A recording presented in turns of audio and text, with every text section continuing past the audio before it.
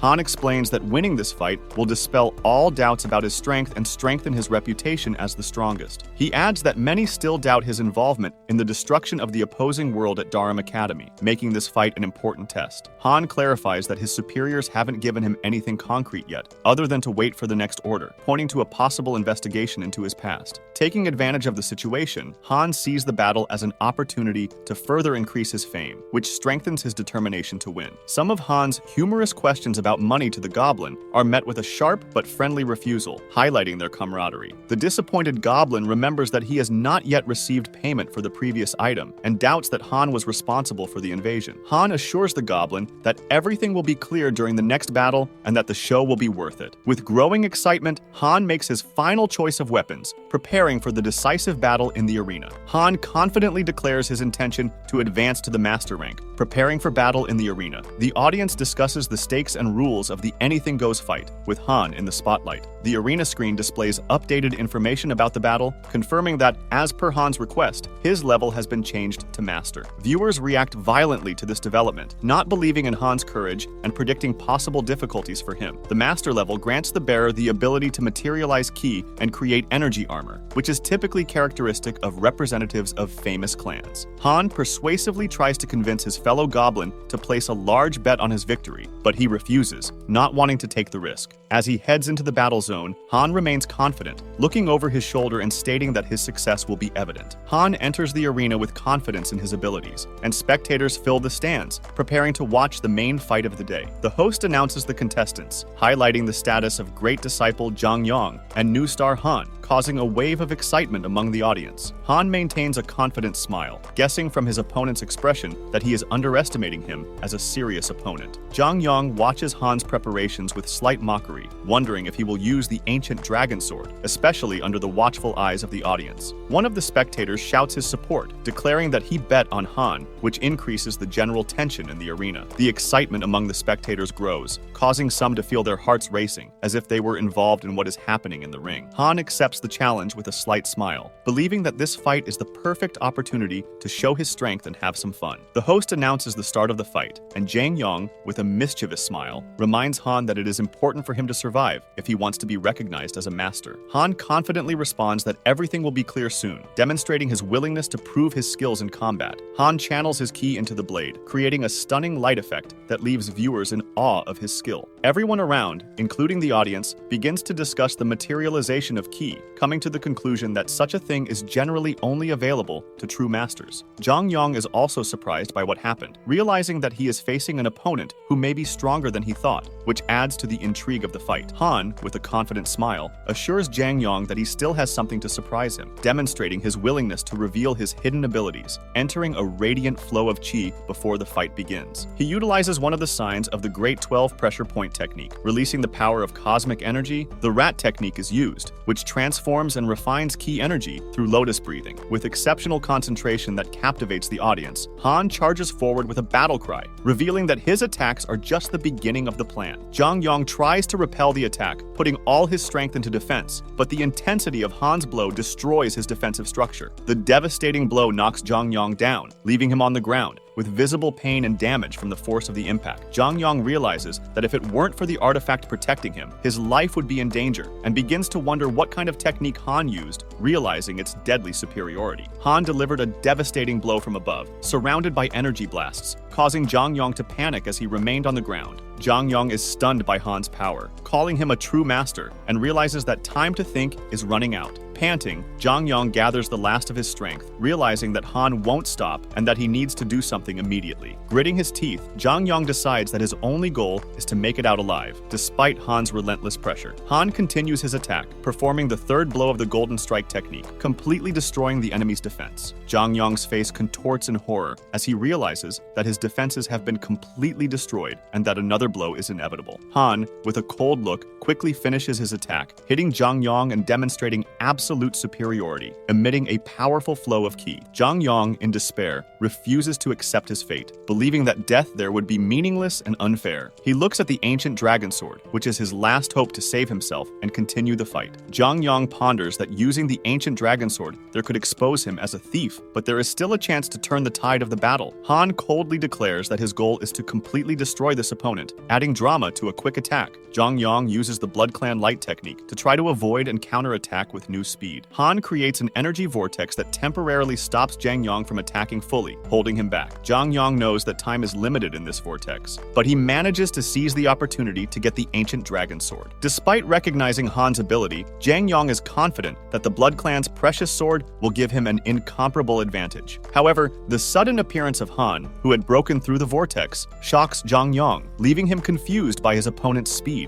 Realizing that Han destroyed the vortex with unexpected ease, Zhang Yang is terrified and tries to understand how this is possible. Han goes on the decisive offensive, demonstrating the fourth blow of his technique, attacking with such force that Zhang Yang no longer sees any chance of salvation. Zhang Yang is knocked down by Han's powerful blow. The host announces the end of the fight, declaring Han the winner. Han stands confidently amidst the smoking rubble. The goblin, watching the outcome, exclaims in surprise, not believing that Han actually defeated such a strong opponent. Spectators, shocked and delighted, realize that they have witnessed one of the most exciting and powerful battles in the arena in decades. Han continues to reproduce his unique 7 immutable strikes technique, demonstrating his 5th devastating strike. Multiple projections of Han surround the arena, creating the illusion of extremely rapid aggression that takes the audience's breath away. The audience, shocked by what is happening, discusses the origin of this technique, mentioning its creator, a legendary master known as the Immutable Reaper. The goblin, remembering Han's past events, is astonished to realize that the hero has inherited a technique that many thought lost. Han's story covers his preparations before his return, including his attempts to master the Heavenly Demon Fist technique and find the legendary technique on the black market. Han delivers the 7th and final blow, which hits the arena with such force that the spectators are completely silent at the magnitude of what has happened. Monitors throughout the arena broadcast the moment of Han's victory, and spectators unanimously praise his incredible strength and skill. The host pompously declares that today's fight was the birth of a new star, while Han is embarrassed embarrassed, realizing the scale of his triumph. Han is surprised to see that he got so carried away that he didn't even notice the moment of his victory until the audience started chanting his name. The stands erupt in applause, asking Han to perform, and accepting honors for his performance in the arena. With the arena cracked by the devastating attacks, spectators continue to chant Han's name in recognition of his greatness. The Goblin hands over the microphone, offering the opportunity to give a thank you speech, which puts the hero in a slightly uncomfortable position. Han, having organized his thoughts, states that this performance proved his participation in the attack on Durham Academy, and that universal recognition is inevitable. He smiles and challenges all doubters to go down to the arena and try their luck, ending his speech with a bold offer of new fights. After Han's bold declaration of defiance at his opponents, those present begin to discuss whether anyone would dare accept his challenge. With no one daring to enter the arena, the announcer declares the fight over, awarding Han another 200 shots for his impressive performance. Monitors around the arena display an image of Han smiling and making a victory gesture, while spectators give him a thunderous applause. The arena fills with the sounds of congratulations and excited cheers, creating an atmosphere of triumph, and all eyes are on Han. However, what remained hidden was the fact that Han had also taken possession of the ancient dragon sword, which now rested safely in his hand like a trophy. The audience, discussing his victory, thinks about the photos with Han, causing the surrounding crowd to take a closer look at the hero. Han counts his shots, smiling, and comments that he now has enough to satisfy the demands of the divine sun and moon generals. Han, with a satisfied smile, notes in his mind that the ancient dragon sword is now his, giving even more weight to his achievement. In a conversation with the Goblin, Han jokes about how he ignored his advice to bet on victory, which caused obvious disappointment in the interlocutor. The Goblin, perplexed and still in disbelief, decides to ask Han what he was looking for when he visited the arena. Han asks the Goblin to show him good artifacts, emphasizing that the price does not matter to him, as he is interested in a worthy choice. The Goblin is surprised to see that Han still has no artifacts and reacts emotionally to his response.